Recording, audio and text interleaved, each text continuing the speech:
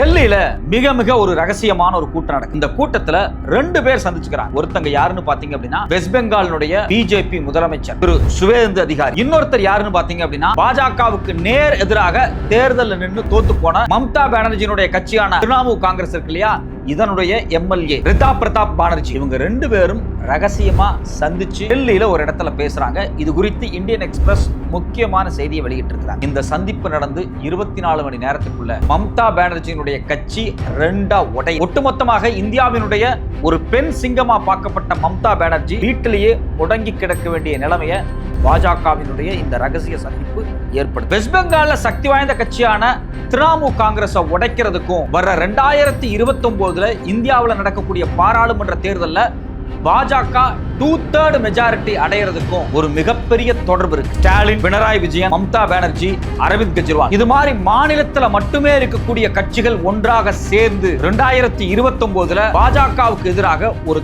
Third ஃப்ரண்ட்டை உருவாக்க போறாங்க. இப்படி உருவாக்கப்படக்கூடிய தேர்ட் ஃப்ரண்ட் ஒட்டுமொத்தமாக காங்கிரஸை இந்தியாவினுடைய 29 தேர்தலில் இருந்து அப்புறப்படுத்த போகுது. டெல்லியில ஒரு பாஜக முதலமைச்சரும் திரிணாமுல் எம்எல்ஏவும் சந்திச்சதுக்கும் இந்தியாவில் ஒரு தேர்ட் ஃப்ரண்ட் உருவாக போறதுக்கும் காங்கிரஸ் இந்தியாவிலிருந்து ஒட்டுமொத்தமா அழிஞ்சு போறதுக்கும் என்ன தொடர்பு? வணக்கம், இது தமிழ் குரல். நான் உங்கள் சத்யராஜ். வெஸ்ட் பெங்காலுடைய அரசியல்ல மிகப்பெரிய ஒரு புயலே அடிச்சிருக்கு அப்படின்னு சொல்றாங்க. மே 4 ரிசல்ட் வந்துச்சு. எப்படி தமிழ்நாட்டினுடைய தேர்தல் ரிசல்ட் வந்து திமுக தோத்து தாவேக ஆட்சி அதிகாரத்துக்கு வந்தாங்க இல்லையா, அதே போல வெஸ்ட் பெங்கால்ல மம்தா பானர்ஜியினுடைய கட்சியான திரிணாமுல் காங்கிரஸ் மிகப்பெரிய தோல்வியை சந்திச்சிருக்கிறாங்க. 2011 இருந்து இந்த 2025 வரைக்கும் ஒரு மிகப்பெரிய சிங்கமாக வெஸ்ட் பெங்காலினுடைய ஆட்சி அதிகாரத்தை தன் கட்டுப்பாட்டில் வச்சிருந்த மம்தா பானர்ஜி அவங்களே தோத்து போற அளவுக்கு மோசமான தேர்தல் அங்கே நடந்திருக்கு. வெஸ்ட் பெங்காலினுடைய மொத்த சட்டமன்றம் அப்படிங்கிறது 294. இதுல மம்தா பானர்ஜியினுடைய கட்சி கிட்டத்தட்ட பார்த்தீங்க அப்படின்னா ஒரு 80 தொகுதிக்கு தான் ஜெயிச்சிருக்கிறாங்க. அதாவது மம்தா பானர்ஜி பிளஸ் அவங்களுடைய அலையன்ஸ். இது இல்லாம பிஜேபியினுடைய அலையன்ஸ் கிட்டத்தட்ட பார்த்தீங்க அப்படின்னா 200க்கும் அதிகமான தொகுதிகளில் ஜெயிச்சிருக்கிறாங்க. மொத்தமாக பாஜக வாங்கின வாக்கு சதவீதம் 44.89, கிட்டத்தட்ட 45% வாக்குகளை பாஜக வெஸ்ட் பெங்கால்ல வாங்கியிருக்கிறாங்க. மம்தா பானர்ஜி கட்சி 41.80, கிட்டத்தட்ட 42. ரெண்டு கட்சிக்கு இடையில 3% தான் வாக்கு டிஃபரன்ஸ். இவங்க வெறும் 80 எம்எல்ஏ தான். பட் ஆனால் அவங்க கிட்டத்தட்ட 200 எம்எல்ஏக்கு மேல தன்னுடைய கையில வச்சிருக்கிறாங்க. இப்ப நமக்கு இன்னொரு கேள்வி வரணுமா இல்லையா? பாஜக, திரிணாமுல் காங்கிரஸ், அப்ப காங்கிரஸ் எங்க போச்சு? ராகுல் காந்தி எங்க போனார்னு ஒரு கேள்வி இருக்கு இல்லையா? அந்த தேர்தலில் ராகுல் காந்தியினுடைய காங்கிரஸ் அப்படிங்கிறது தனியாக தான் போட்டியிட்டாங்க. 2 சீட்டு தான் ஜெயிச்சிருக்கிறாங்க. வெறும் 2 எம்எல்ஏ தான். இது இல்லாமல் வெஸ்ட் பெங்காலில் ரொம்ப பவர்ஃபுல்லாக ஒரு காலத்தில் ஆட்சி அதிகாரத்தில் இருந்த கட்சி யாருன்னு பார்த்தீங்கன்னா சிபிஎம். இவங்களும் வெறும் 2 தொகுதி தான் ஜெயிச்சிருக்கிறாங்க. இதில் நம்ம கவனிக்க வேண்டிய விஷயம் என்ன அப்படின்னா, பாஜகவுக்கும் மம்தா பானர்ஜி கட்சிக்கும் இடையில இருக்கக்கூடிய வாக்கு வித்தியாசம் அப்படிங்கிறது வெறும் 3% தான். இதில் காங்கிரஸும் கம்யூனிஸ்டும் 2 பேர் சேர்ந்து எவ்வளோ வாக்கு வச்சிருக்கிறாங்க அப்படின்னா 7%க்கு மேலே வச்சிருக்கிறாங்க. இப்போ இந்த காங்கிரஸும் சிபிஎம்மும் நேரடியாக மம்தா பானர்ஜி கூட கைகோத்திருந்தாங்க அப்படின்னா பாஜக வெஸ்ட் பெங்காலில் மிக மோசமாக தோத்துருக்கும். ஸோ அப்போ வெஸ்ட் பெங்காலில் பாஜக ஜெயிச்சு திரிணாமுல் தோற்றதுக்கு முக்கியமான காரணம் என்ன அப்படின்னா காங்கிரஸும் கம்யூனிஸ்டுகளும் ஒன்றாக கைகோர்த்து நிற்காது தான். இது வெஸ்ட் பெங்கால் மட்டும் கிடையாது, இந்தியா முழுக்க பல மாநிலத்தில் காங்கிரஸ் நாங்கள் தனியாக தான் நிற்போம், அந்த மாநில கட்சிகளோட சேர்ந்து நிற்க மாட்டோம் அப்படின்னு பல பேர்த்தோட சண்டை போட்டு ஒட்டுமொத்தமாக இந்தியாவில் பாஜகவை இன்னைக்கு ஆட்சி அதிகாரத்தில் உட்கார வச்சது இவங்க தான். நாம எல்லாம் என்ன நினைச்சிட்டு இருக்கோம்? பாஜகவும் காங்கிரஸும் எதிரின்னு பேசிக்கிட்டு இருக்கிறோம். பாஜக ஜெயிச்சு வர்றதுக்கு முக்கியமான காரணமே காங்கிரஸனுடைய இந்த ஒத்துழைப்பு இல்லாத ஒரு தன்மை தான். சரி, ஓகே, ரைட், இது ஒரு பக்கம் இருக்கட்டும். டெல்லியில் நடந்த அந்த சீக்ரெட்டான மீட்டிங் என்னதான் நீங்க கேட்குறீங்க? இது குறித்து இந்தியன் எக்ஸ்பிரஸ் மட்டும்தான் பதிவு பண்ணியிருக்கிறாங்க. மே 4 ரிசல்ட் வந்தோடனே மம்தா பானர்ஜி தோத்து போயிட்டாங்க. மம்தா பானர்ஜியே தோத்துட்டாங்க. அவங்களே இப்போ எம்எல்ஏ கிடையாது. ஆனால் அவங்கள பார்த்தீங்கன்னா கிட்டத்தட்ட ஒரு 80 எம்எல்ஏக்கள் இப்போ இருக்கிறாங்க.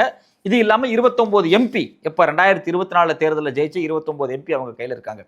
இந்த 80 எம்எல்ஏ இருக்காங்க பார்த்தீங்களா, இந்த 80 எம்எல்ஏ ஸ்ட்ராங்கான எதிர்கட்சியாக உட்காருவாங்க.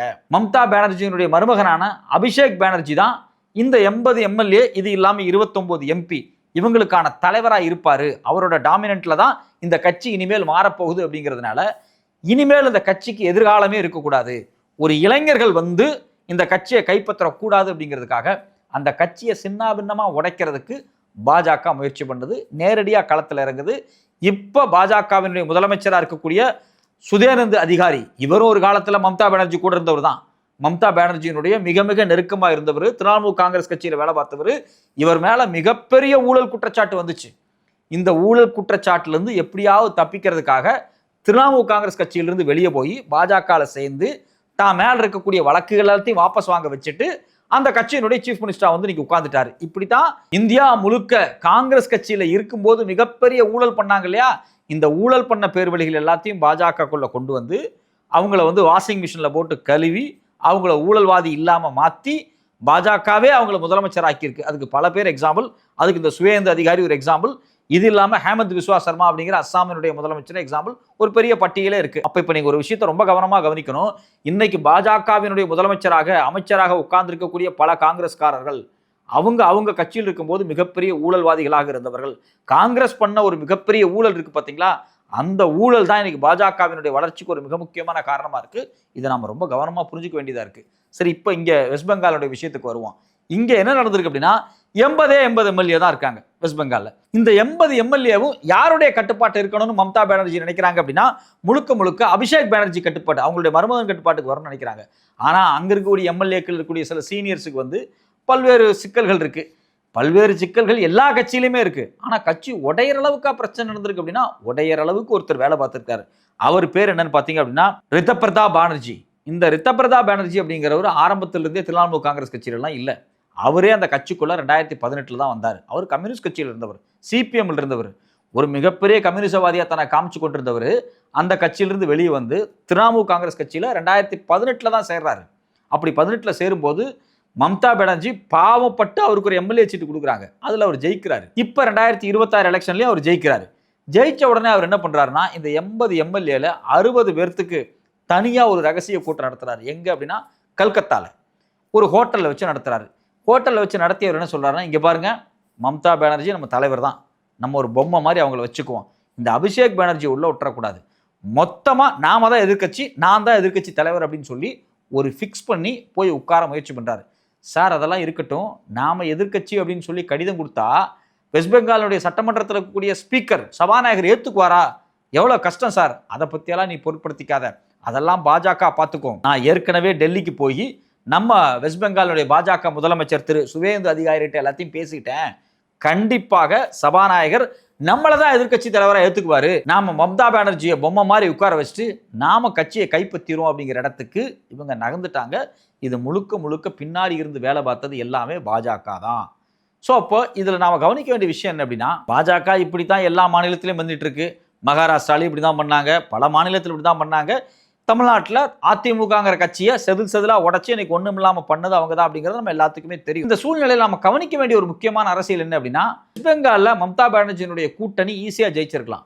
எப்படி ஜெயிச்சிருக்கலாம் அப்படின்னா, திரிணாமுல் காங்கிரஸ், கம்யூனிஸ்ட் எல்லாரும் ஒன்றா சேர்ந்து எலெக்ஷனில் நின்றுருந்தாங்க அப்படின்னா இந்த 3% 4% ஓட்டு வித்தியாசத்தை எல்லாம் தூக்கி எறிஞ்சிட்டு கண்டிப்பாக ஒரு பெரும்பான்மையோட பெற்று அவங்க வந்து ஜெயிச்சு வந்திருக்க முடியும்.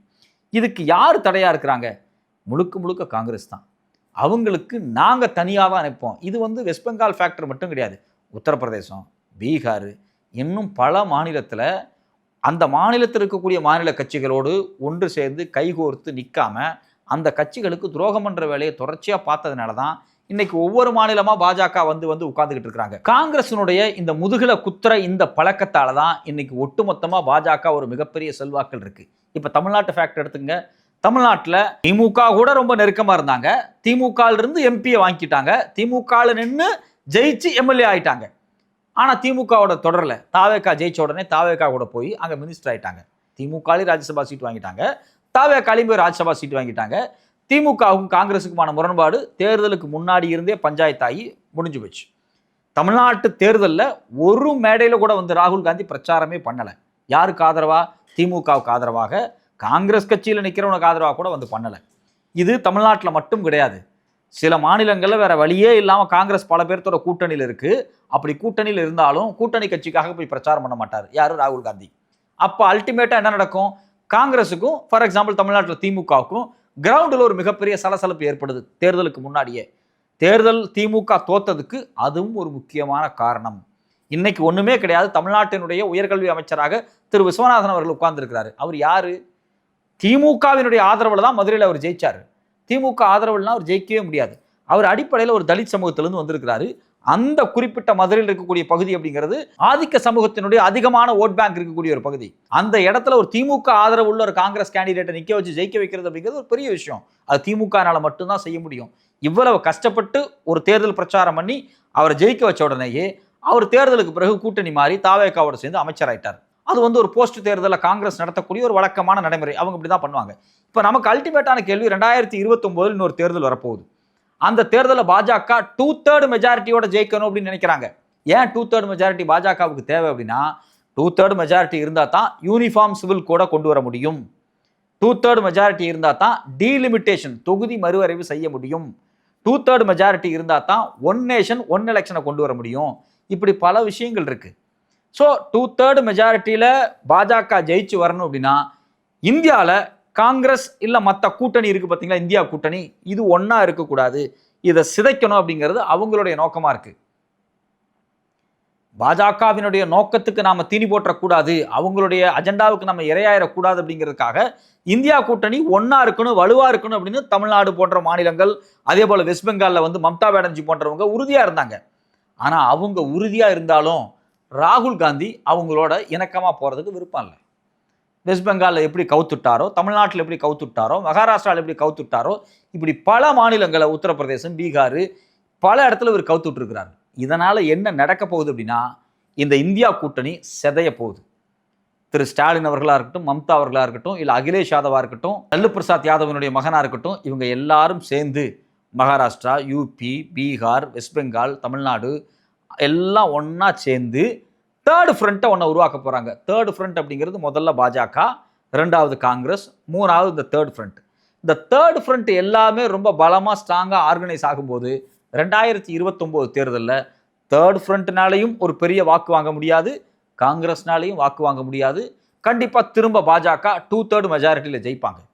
ஸோ அப்போது பாஜகவை ஜெயிக்க விடக்கூடாது, இங்கே இஸ்லாமிய மக்கள் பாதுகாப்பாக இருக்கணும், ஒரு பாசிச ஆட்சி வரக்கூடாது, எல்லாமே இங்கே நல்லா இருக்கணும் அப்படின்னு நினைக்கக்கூடிய எண்ணம் இருந்திருந்தா காங்கிரஸ் இந்த மாநில கட்சிகள் எல்லாத்தையும் அணைச்சு ஒரு புள்ளிக்கு கொண்டு வந்து ஒரு ஃப்ரண்ட்டாக, அந்த இந்தியா ஃப்ரண்ட்டை ரொம்ப ஸ்ட்ரென்தன் பண்ணியிருக்கணும். ஆனால் அதை ஸ்ட்ரென்தன் பண்ணாமல் எல்லா இடத்துலையும் ராகுல் முதுகில் குத்தி இருக்கிறார். அதனுடைய ஒரு விளைவு தான் இன்னைக்கு வெஸ்ட் பெங்காலினுடைய மிகப்பெரிய தோல்வி. இன்னைக்கு கம்யூனிஸ்டுகளும் காங்கிரஸும் மம்தாவோடு நின்றிருந்தா மிகப்பெரிய வெற்றி அடைஞ்சிருப்பாங்க வெஸ்ட் பெங்காலில். யாருன்னா திரிணாமுல் காங்கிரஸ். இதே போலதான் உத்தரப்பிரதேசம், இதே போலதான் பீகார். இப்படி எந்த மாநிலத்திலையுமே தான் மாநில கட்சிகளோட ஒத்துழைக்க கூடாது, தான் நம்பர் 2வா இருக்கணும் அப்படின்னு நினைச்சுக்கிட்டு காங்கிரஸ் தன்னுடைய மிக மோசமான அரசியலை செஞ்சு இந்தியாவுக்கு மிகப்பெரிய துரோகத்தை செய்து கொண்டிருக்கிறார்கள். பாஜக அப்படிங்கிற ஒரு கட்சி இன்னைக்கு இந்தியாவில் இருக்கு, ஸ்ட்ராங் ஆகிட்டே போகுது அப்படின்னா அதுக்கு முழுக்க முழுக்க காரணம் ராகுல் காந்தி, காங்கிரஸ் செய்யக்கூடிய துரோகம். இந்த துரோகம் அழித்தொழிக்கப்பட வேண்டும். இந்தியா முழுக்க திமுக மாதிரியான மாநில கட்சிகள் எல்லாரும் ஒன்று சேர்ந்து ஒரு தேர்ட் ஃப்ரண்ட்டை உருவாக்கி எதிர்க்கட்சியா போய் உட்கார அளவுக்கான பலத்தோடு இருந்தால் மட்டும்தான் இந்தியாவை காப்பாற்ற முடியும். இல்லை என்றால் பாஜகவினுடைய வளர்ச்சி அப்படிங்கிறது இது போன்று மம்தாவை போன்று திமுகவை போன்ற மாநில கட்சிகளை சுக்குநூறாக உடைத்து அவர்களுக்குள் குழப்பத்தை ஏற்படுத்தி நிரந்தரமாக இந்தியா முழுக்க பாஜகவை உருவாக்குவதற்கான போக்கு அதிகமாக தென்படுகிறது. இது தடுக்கப்பட வேண்டும்.